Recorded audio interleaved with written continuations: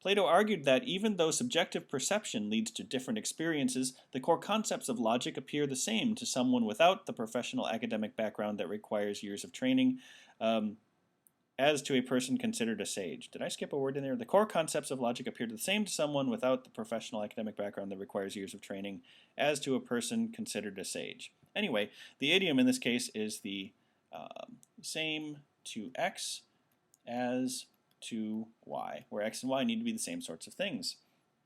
And here we have the same sorts of things. We have someone without and a person considered a sage. So we have people on both sides of that. That part's easy. It's more the same to x as to y.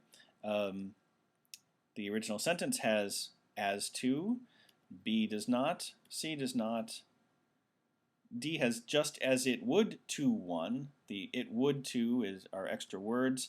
And E, the same to someone without the background, semicolon, just as to a person. The problem here certainly is the semicolon. When you have a semicolon, on either side of the semicolon needs to be an independent clause. Independent clauses are things that stand on their own as sentences, and they simply are joined together more closely by a semicolon than they would be by a period.